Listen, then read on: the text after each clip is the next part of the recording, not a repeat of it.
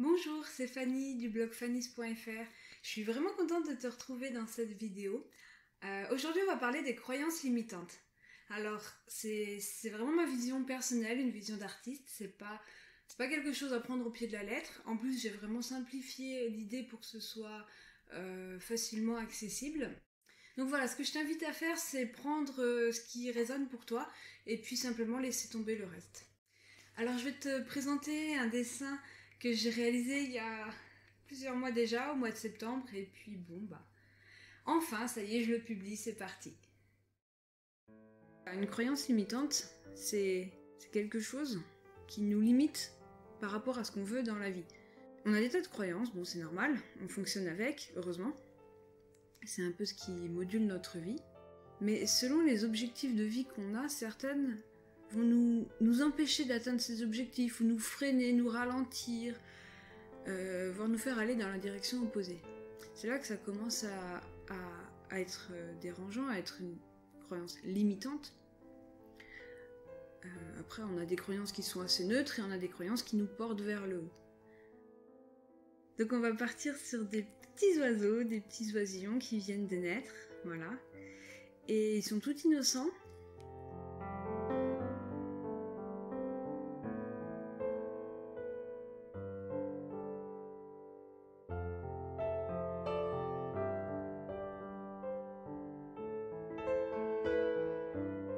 Et là, d'un coup, il y a papa oiseau qui trouve que non, il est un peu faiblard.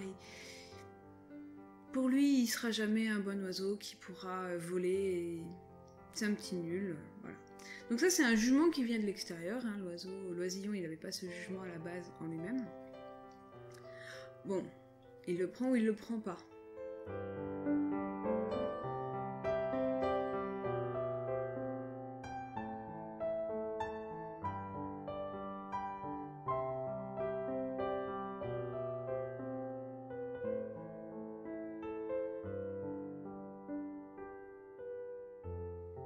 Il va y croire. Surtout que, pour l'instant, c'est vrai qu'il peut pas voler. Il a des petites ailes d'oisillon. Donc il va implanter cette croyance en lui qu'il est nul, qu'il peut pas voler.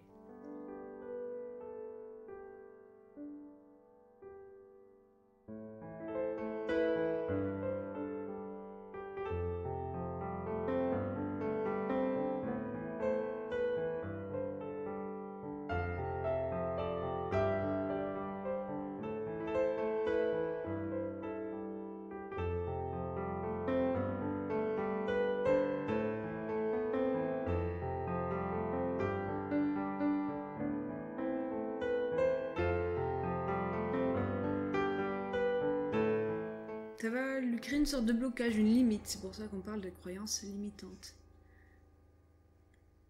Donc quand ce sera le moment de s'envoler, il va avoir une sorte de blocage intérieur. Cette limite, non, moi je peux pas voler.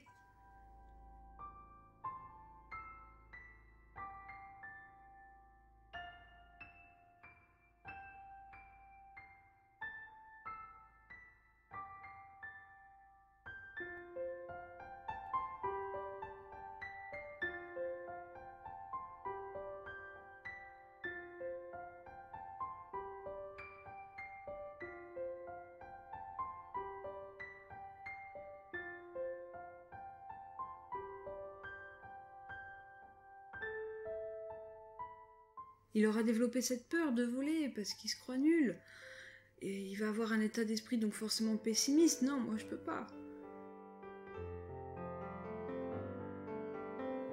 Cette peur, cet état d'esprit pessimiste, ça va lui donner une attitude pessimiste. Il peut pas voler. Alors forcément, il y va comme s'il ne pouvait pas voler. Il y va pas comme ses frères oiseaux, les ailes grandes ouvertes et c'est parti, on y croit, on a confiance.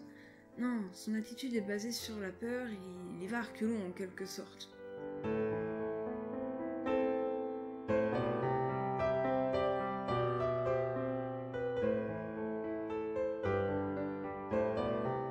Et là, dans ce dessin, bon évidemment ça finit pas toujours comme ça, heureusement, mais là, il s'écrase, ce qui confirme sa croyance qu'il ne peut pas voler. Alors, que finalement peut-être s'il n'avait pas eu cette limite en lui, il aurait peut-être réussi à faire quelques battements d'ailes, à faire un petit vol plané, même s'il va pas très haut, pas très loin.